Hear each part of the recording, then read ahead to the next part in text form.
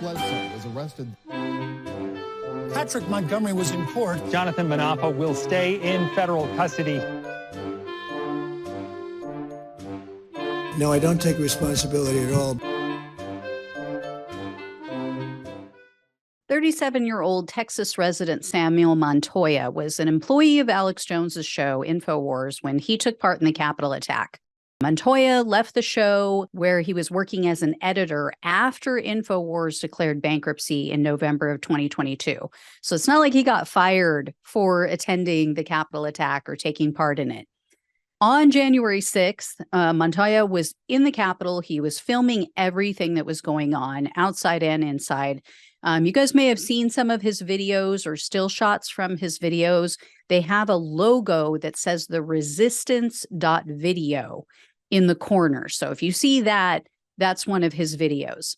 He claimed that he was just an independent reporter on January 6th. That's why he was there.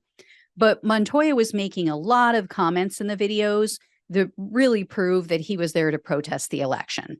At one point, Montoya said, quote, "We're going to crawl, we're going to climb, we're going to do whatever it takes. We're going to do whatever it takes to MAGA. I don't even know what's going on right now. I don't want to get shot, I'll be honest, but I don't want to lose my country. And that's more important to me than getting shot."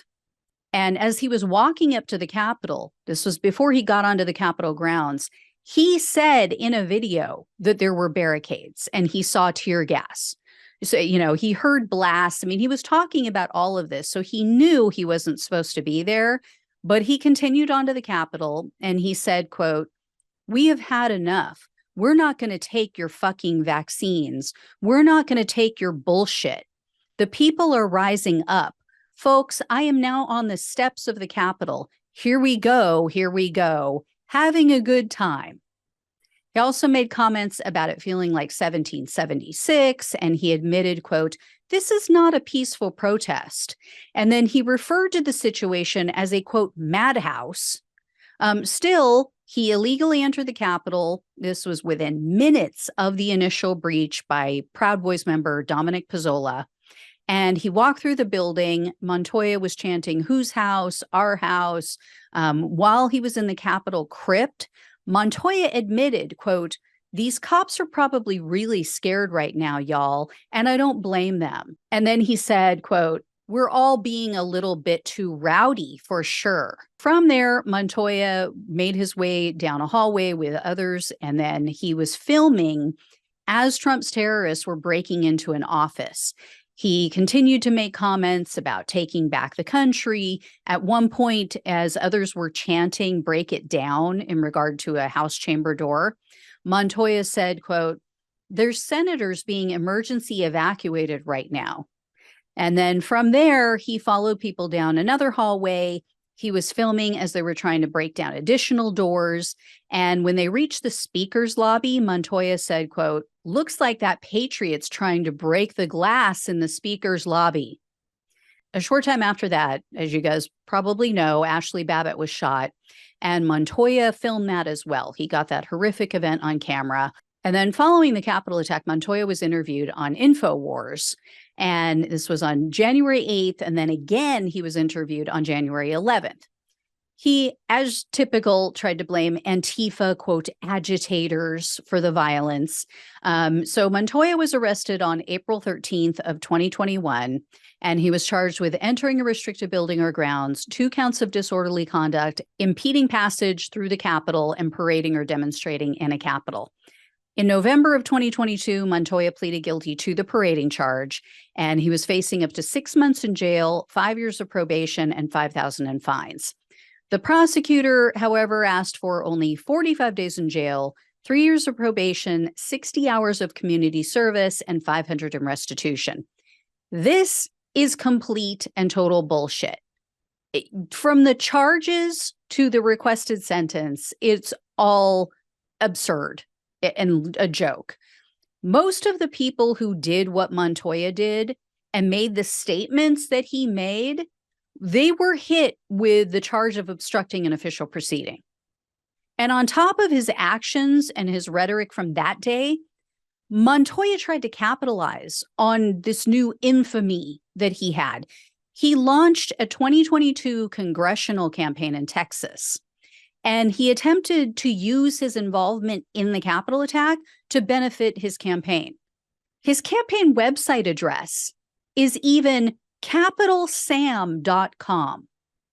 And then on the site, he shared an interview that he gave in which he was claiming that he was being politically persecuted for simply being a cameraman doing his job. You know, Montoya told the host of that show that he was, quote, fighting for the rights of all journalists. But he's not the brightest bulb on the tree, because in that same interview, he also said, quote, we were there to protest what we saw as election inaccuracies. And remember, this guy was an editor. He wasn't a host for InfoWars. He wasn't even a cameraman for InfoWars. And in fact, Alex Jones denounced Montoya's actions. He said he told his staff to stay away from the Capitol. So I don't know what the prosecutor was thinking in this case, but it's completely outrageous that they didn't hit him with something more serious. Anyway, U.S. District Judge John Bates presided over Montoya's case, and at the sentencing hearing, Montoya told the judge, quote, nothing like what happened at the Capitol that day should ever take place again. I truly hope my apology offers a bit of closure to my fellow countrymen as we recover and heal together. He also referred to himself as a, quote, member of the media. But the judge wasn't really buying it. He told Montoya that he, quote, doesn't get a free pass just because he considered himself a journalist. And he said, quote, he was more than just a reporter. He was not just an observer. He was a participant. When all was said and done, though, the judge sentenced Montoya to 120 days of home detention, 3 years of probation, 60 hours of community service, a $1,500 fine, and $500 in restitution. And the judge told Montoya that it was a, quote, close call when he was considering jail time. Seriously? Again, this is bullshit. 120 days of home detention. Ooh, don't threaten me with a good time. This guy learned nothing. I have no doubt we're going to hear about some stupid shit he pulls again, because I don't buy his apology whatsoever. He's not suffering any real consequences. So I'll let you know when that happens. All right, guys, thanks so much for watching and listening. Please like this video, share it with others, become a subscriber if you haven't already. If you can support the show, it really helps to keep it going. Links are down below. You can become a one-time supporter. You can become a monthly supporter, which comes with some perks. So be sure to check that out. Thank you all so much. Take care, and I'll talk with you soon.